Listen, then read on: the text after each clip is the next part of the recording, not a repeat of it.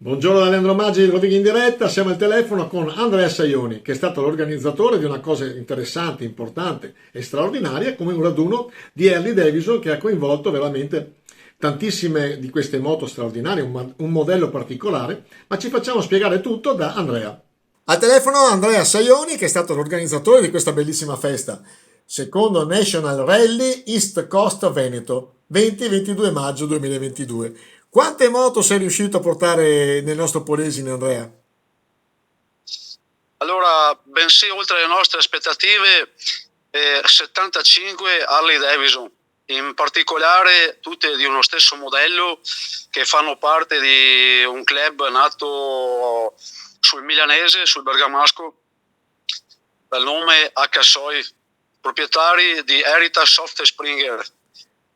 Un modello tipico particolare, parlano che siano l'Harley di Elvis Presley, che va dal 1997 al 2003 e poi sospesa la produzione in Italia e nel mondo.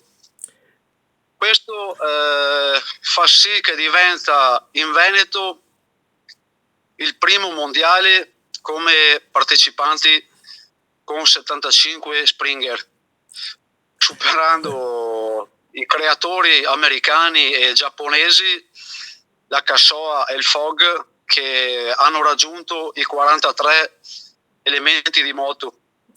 Caspita. Noi molto orgogliosi di questo fatto, essendo il secondo run nazionale.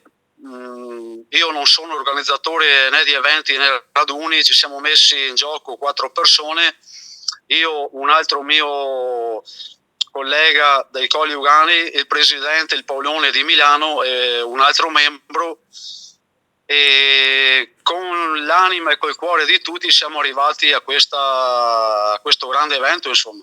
Ecco, noi ti facciamo naturalmente i complimenti, stanno scorrendo poi le immagini di questo raduno, fotografie, qualche filmato. E, tra l'altro, da Polesano ti ringrazio perché fai un'operazione di marketing territoriale, hai portato un bel po' di gente a conoscere questo straordinario sito che è il Polesine. Da dove venivano in maggior parte i partecipanti?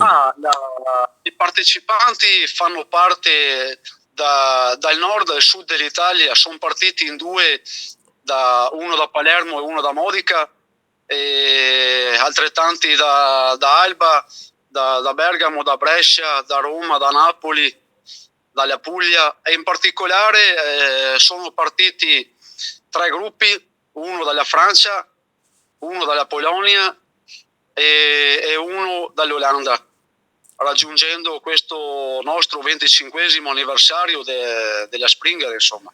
Caspita, Fieri di questo risultato, una cosa grande. bravissimo Andrea, io ti ringrazio, mi scuso che non sono potuto partecipare, però spero come dire, di farmi perdonare con le immagini che stanno scorrendo. E bravo, complimenti, io ti ringrazio da Polesano perché hai portato un sacco di gente a conoscere il nostro territorio. Abbiamo avuto come figura rappresentativa Roberto Pizzoli, che ha dato un gagliardetto al presidente come rappresentante del Parco Nazionale del Delta, e questo ci rende ancora più fieri per aver portato, come dici tu Leandro, gente a visitare il nostro Delta.